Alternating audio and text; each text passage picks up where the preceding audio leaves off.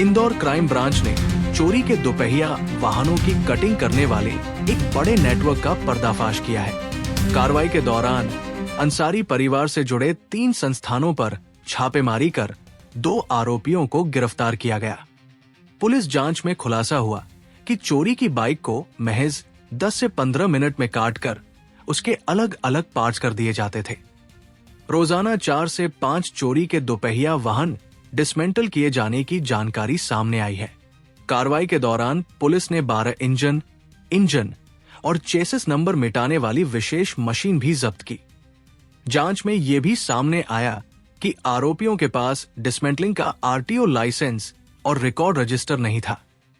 Crime branch अब चोरी की गाड़ियां उपलब्ध कराने वाले गिरोह, पार्ट्स खरीदने वालों और मामले में सामने आए अन्य लोगों की भूमिका की भी जांच कर रही है।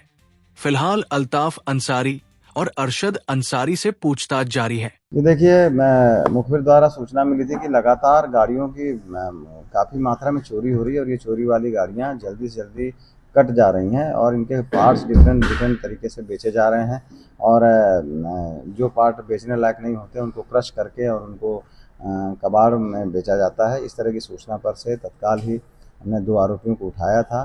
इन 2 आरोपियों के पुलिस रिमांड लिए गए हैं। 5 दिन का पुलिस रिमांड लिया गया है। इनके ये टोटल 5 भाई हैं और जिसमें से एक इनका भाई पूर्व पार्षद थे। अब इस संबंध में जानकारी ली जा रही है कि वो ये जो घटनाक्रम है ये काफ़ी दिनों से, करीब अभी प्रारंभिक पूछताछ में ये पता चला है कि 6-7 साल से लगातार ये काम कर रहे हैं और दिन में अभी प्रारंभिक रूप से इनके बताए अनुसार ये 4-5 गाड़ियां प्रतिदिन जो 2 व्हीलर हैं उसको ये लोग क्रैक कर देते हैं और तत्काल उसका इंजन वगैरह सब निकाल लेते हैं। अभी तक टोटल हमने 12 इंजन सीज किए हैं, उसमें से जिसमें से कि 5 से 6 करीब FIR भी मिल चुकी है जो चोरी की FIR है। निश्चित रूप से ये ऑर्गेनाइज तरीके से ये क्राइम कर रहे थे, इसलिए इसमें 112(2) BNS भी लगाई गई है। अब इनके गिरोह में और कौन कौन लोग थे, कौन कौन इनको मोटरसाइकिल लेकर के दे रहे थे, जिस जमीन पर ये लगातार कबाड़ रखा जा रहा था उसके ऑनरशिप के बारे में भी जानकारी ली जा रही है कि वो किसकी है और इन सब लोगों को जो भी इन लोगों में इनमें सहयोग दिया गया है सभी लोगों को इसमें मुलजिम बनाया जाएगा और सभी के खिलाफ सख्त कार्रवाई की जाएगी। सर, इसमें एक चीज नहीं देखने को मिलती है कि जो आरटीओ से इनको काटने का प्रॉपर लाइसेंस मिलता है, वो लाइसेंस भी इनके पास मौजूद नहीं था। बिल्कुल, इसके बावजूद भी ये कटिंग कर रहे थे, उसका सर्टिफिकेट ही है। इनके पास में कोई भी इस तरह का ना तो लाइसेंस था, ना कोई रजिस्टर मेंटेन था, कौन सी गाड़ी नंबर था, किस गाड़ी का कर रहे थे। इवन जो इंजन के पार्ट्स मिलते थे उसको भी नंबरों को स्क्रैच करने की भी कुछ जानकारी सामने आई है, जिसके कारण से कई ऐसे इंजन भी मिले हैं, जब्त किए गए हैं जिनके इंजन नंबर ही उसमें से चेसिस नंबर, इंजन नंबर गायब हैं और वो मशीन भी बरामद की गई है जिससे वो इसको स्क्रैच करते थे। और अब इसमें और भी जानकारी ली जा रही है कि किस किस तरह के टूल का उपयोग करके ये गाड़ी को डिसमेंटल करते थे। लगभग 10 से 15 मिनट में ही एक गाड़ी को ये डिसमेंटल कर देते थे, ऐसी सूचना थी। और आरोपियों ने स्वयं ही बताया कि 5-6 गाड़ियां वो प्रतिदिन इनका डिस्पोजल करते थे। अब इस संबंध में और जानकारी ली जा रही है, गाड़ियों के पार्ट्स कैसे कहां बेचे जा रहे थे, कौन कौन इनके ग्राहक थे और कौन कौन लोग चोरी करके और गाड़ी को तुड़वाने में कौन कौन मदद करते थे, सभी पूरी चैन बरामद की जाएगी।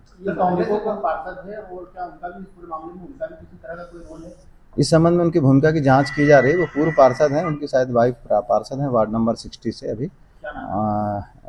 फिलहाल तो नाम ध्यान नहीं है।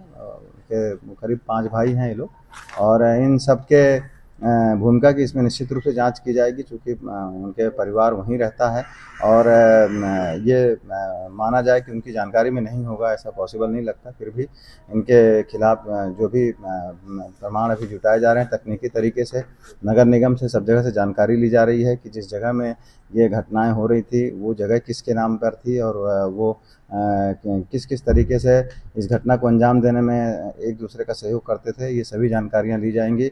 इनके कई भाई लोग ऑटो पार्ट्स की दुकान है कुछ लोगों के टायर रिमोल्डिंग का भी काम है, लेथ मशीन का भी काम है। इस तरह से ये जो सारे काम हैं ये कहीं ना कहीं टू व्हीलर को डिसमेंटल करने में इस्तेमाल होते हैं।